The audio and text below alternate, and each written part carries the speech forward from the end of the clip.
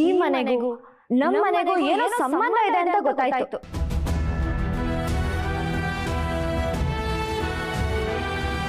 ಪ್ರಭಾಕರ್ ಅಂಕಲ್ಗೆ ಈ ಮದ್ವೆ ನಡೀಲೇಬೇಕು ಅನ್ನೋ ಉದ್ದೇಶ ಎದ್ದು ಕಾಣ್ತಿತ್ತು.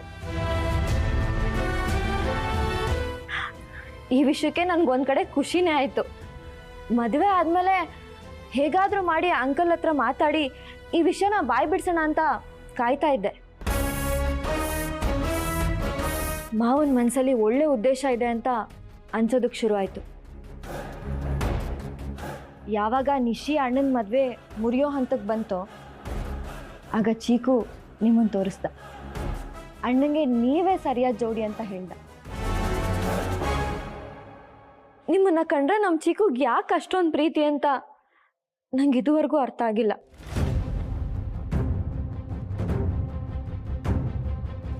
ಆದರೂ ನೀವು ನಮ್ಮ ಅಣ್ಣಂಗೆ ಹೆಂಡತಿಯಾಗಿ ನಮ್ಮ ಮನೆಗೆ ಸೊಸೆ ಆಗಿ ಬಂದರೆ ಎಲ್ಲನೂ ಒಳ್ಳೇದಾಗುತ್ತೆ ಅಂತ ಅಂದ್ಕೊಂಡೆ. ನಿಶ್ಚಿತ ಜೊತೆ ಮದುವೆ ಮುರಿದು ಬಿದ್ಮೇಲೆ ಮಾವ ನಿಮ್ಮ ಜೊತೆ ಮದುವೆ ಮಾಡಿಸ್ಬೇಕು ಅಂತ ಹಠಕ್ಕೆ ಬಿದ್ದರು. ಆಗಲೇ ಇದು ಸರಿಯಾದ ಸಮಯ ಅಂದ್ಕೊಂಡು ನಾನು ಹೋಗಿ ಮಾವನ ಹತ್ರ ನಿಮ್ಮ ಮತ್ತು ಅಣ್ಣನ ಮದುವೆ ವಿಚಾರ ಮಾತಾಡಿದ್ದು.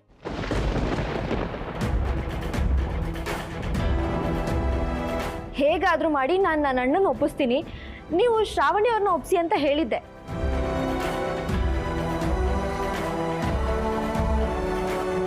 ಕೊನೆಗೂ ನಾನು ಅನ್ಕೊಂಡಾಗೆ ಈ ಮದುವೆ ನಡೀತು. ನೀವು ನಮ್ಮನೆ ಸೊಸೆ ಆದ್ರಿ. ಇಷ್ಟು ವಿಷಯದಿಂದ ನೀನಿದ್ಯಾ? ಶ್ರಾವಣಿ ಅಕ್ಕ ಮತ್ತೆ ಅಭಿಭಾವನ್ ಮದ್ವೆ ನಡೆಯಕ್ಕೆ ಬರೀ ಮಾವ ಕಾರಣ ಅನ್ಕೊಂಡಿದ್ದೆ. ಅದಕ್ಕೆ ನೀನು ಕಾರಣನಾ? ಹೌದು, ನಾನು ಕೂಡ ಕಾರಣ. ಅವತ್ತು ಅಣ್ಣನ ಒಪ್ಸೋದಕ್ಕೆ ನಾನು ಸರ್ಕಸ್ಸೇ ಮಾಡಬೇಕಾಯ್ತು. ಈ ವಿಷಯ ನನ್ನ ಹತ್ರ ನೀನು ಹೇಳಿಲ್ಲ. ಏನಂತ ಹೇಳಿ ಅದಕ್ಕೆ? ನಿಮ್ಮದು ಅಣ್ಣನ ಸಂಬಂಧ ಸರಿ ಹೋಗದೆ ಇರಬೇಕಾದ್ರೆ ಈ ಮದ್ವೆಗೆ ನಾನು ಕಾರಣ ಅಂತ ಹೇಳೋದು ಚೆನ್ನಾಗಿರುತ್ತಾ? ಎಷ್ಟೋ ಸಾರಿ ನಾನು ನಿಮ್ಮಿಬ್ರನ್ನ ಒಂದು ಮಾಡೋದಕ್ಕೆ ಪ್ರಯತ್ನ ಪಟ್ಟಿದ್ದೀನಿ. ನೀವು ಅಂದರೆ ನಂಗೆ ತುಂಬ ಇಷ್ಟ. ಅದಕ್ಕೆ ನಿಮ್ಮಂಥ ಸೊಸೆ ನಮ್ಮ ಮನೆಗೆ ಅವಶ್ಯಕತೆ ಇತ್ತು. ನೀವು ಬಂದಮೇಲೆ ನನ್ನ ಗಮನ ಕೊರತೆ ಕಮ್ಮಿ ಆಗಿದ್ದು. ನಮ್ಮ ತಂದೆ ತಾಯಿನ ಯಾರು ಕೊಂದಿದಾರೋ ನಿಮ್ಮ ತಂದೆ ತಾಯಿನೂ ಅವರೇ ಕೊಂದಿದ್ದಾರೆ ಅಂತ ಅನಿಸ್ತಿದೆ.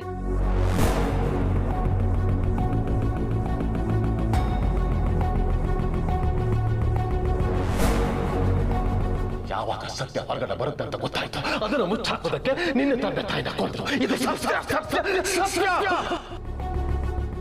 ನಿನ್ನ ತಂದೆ ತಾಯಿನ ಕೊಂದವರು ನಿನ್ನ ಕಣ್ಮನೆ ಇದ್ದಾರೆ. ಏನಾಯ್ತು ಅದಕ್ಕೆ? ನೀನು ಹೇಳಿರೋದಷ್ಟು ಸರಿ ಅಂತ ಅನ್ನಿಸ್ತಾ ಇದೆ. ದೊಡ್ಡಪ್ಪ ಈ ವಿಷಯನ ನನ್ನ ಹತ್ರನೂ ಹೇಳಿದ್ರು. ಏನು ಹೇಳ್ತಾ ಇದ್ದೀರಾ ಅಕ್ಕ? ಹೌದು ಬಿಂದು, ಅವ್ರು ಕಾಣೆ ಆಗಿದ್ದ ದಿನ ಈ ಮಾತು ನನ್ನ ಹತ್ರ ಹೇಳಿದ್ರು.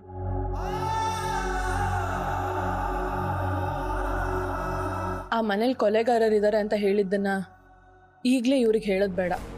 ಮತ್ತೆ ಇನ್ನೇನು ಹೇಳಿದ್ರು ಅದಕ್ಕೆ?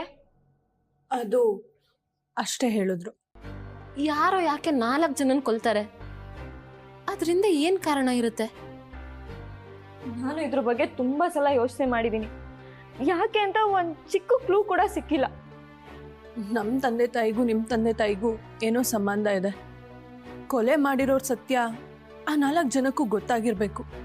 ಆ ಕಾರಣಕ್ಕೆ ಕೊಂದಿದ್ದಾರೆ ಅಂತ ನನಗೆ ಅನಿಸ್ತಾ ಇದೆ. ನಮ್ಮಪ್ಪ ದೊಡ್ಡ ಜರ್ನಲಿಸ್ಟ್. ಅವ್ರು ತುಂಬಾನೇ ಒಳ್ಳೆಯವರು. ಒಳ್ಳೆಯವ್ರಿಗೆ ಶತ್ರುಗಳು ಜಾಸ್ತಿ ಆದ್ಯಾ? ಬಿಂದು ಹೇಳಿದ್ ಕರೆಕ್ಟು. ಇಂಥದ್ದೇನೋ ಘಟನೆ ನಡೆದಿದೆ. ನನಗೆ ಇನ್ನೊಂದು ಪ್ರಶ್ನೆ ಕಾಡ್ತಾ ಇದೆ. ಏನಕ್ಕ ಅದು? ನಿನಗೆ ಅವತ್ತು ವಿಕ್ಕಿನ ಮದುವೆ ಮಾಡ್ಕೊಳ್ಳಿಲ್ಲ ಅಂದ್ರೆ ಪ್ರಭಾಕರ್ ಮಾವನ್ನ ಕೊಲೆ ಮಾಡ್ತೀವಿ ಅಂತ ಯಾರೋ ಫೋನ್ ಮಾಡಿದ್ರು ಅಲ್ವಾ? ಹೌದು. ಅಂದ್ರೆ ವಿಕ್ಕಿನ ಆದ್ಯ ಮದುವೆ ಮಾಡ್ಕೊಳ್ಳೋದ್ರಿಂದ ಯಾರಿಗೂ ಉಪಯೋಗ ಇರ್ಬೋದು.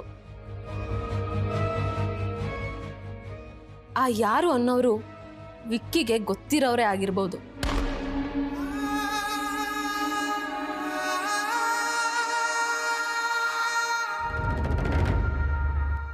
ಯಾಕೆ ಎಲ್ರೂ ಸೈಲೆಂಟ್ ಆಗಿಬಿಟ್ರಿ? ಏನೋ ಮಾತಾಡ್ತಿದ್ರಲ್ಲ, ನಾವು ಬಂದಿದ್ದು ಡಿಸ್ಟರ್ಬ್ ಆಯ್ತಾ? ಆ ಥರ ಏನೂ ಇಲ್ಲ ನಿಶಿ. ನನಗೆ ಹಾಗನ್ನಿಸ್ತಾ ಇಲ್ಲ. ನಿಶಿ, ಯಾವಾಗಲೂ ಡೌಟಲ್ಲಿ ನೋಡೋದನ್ನ ನಿಲ್ಸು ಮೊದಲು. ನೀವು ಡೌಟ್ ಬರೋ ಹಾಗೆ ನಡ್ಕೋತಾ ಇದ್ದೀರಾ. ಕೆಲವ್ರ ದೃಷ್ಟಿಗೆ ಎಲ್ಲ ಹಾಗೆ ಕಾಣುತ್ತೆ ಬಿಡಿ ಅಕ್ಕ. ಅದೇನೋ ಹೇಳ್ತಾರಲ್ಲ, ಕಾಮಾಲೆ ಕಣ್ಗೆ. ಏ ಬಿಂದು, ಬಾಯಿ ಮುಚ್ಕೊಂಡು ನಿಂತ್ಕೊಂಡ್ರೆ ಸರಿ.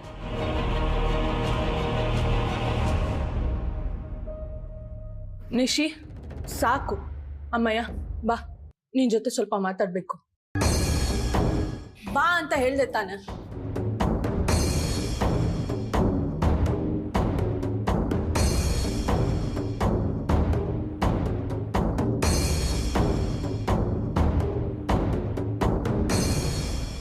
ಚಿಕ್ಕಿ, ನನಗೆ ಆದ್ಯ ಬೇಕು ಚಿಕ್ಕಿ. ಚಿಕ್ಕಿ,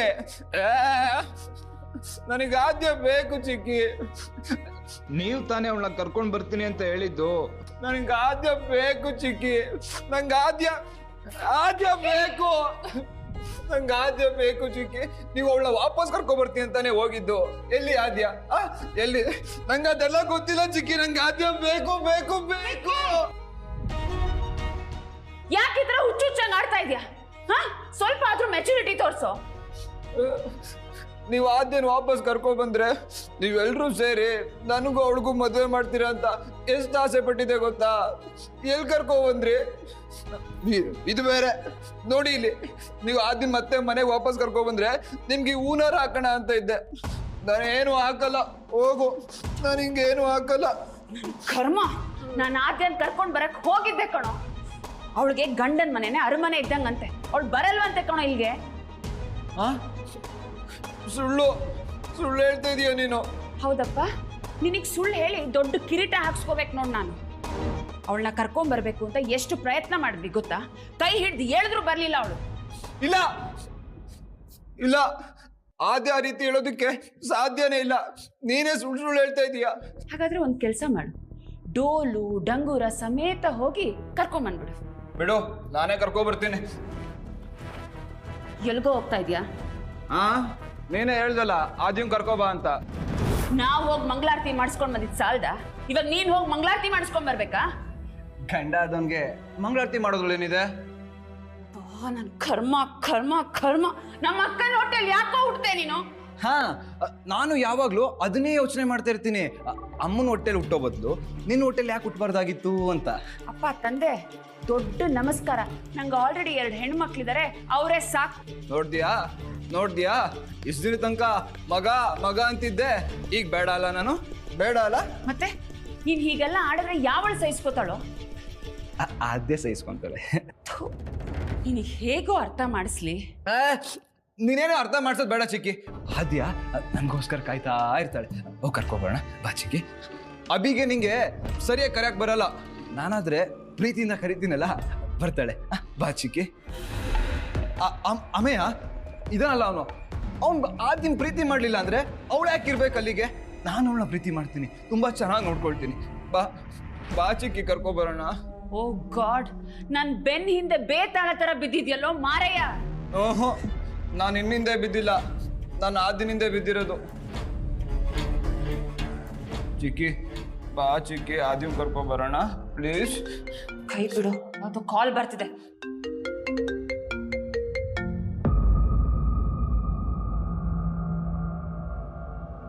ಹಲೋ. ವಾಟ್? ಹೌದಾ? ಎಷ್ಟು ಕೊಬ್ಬಿರ್ಬೇಕು ಅವಳಿಗೆ.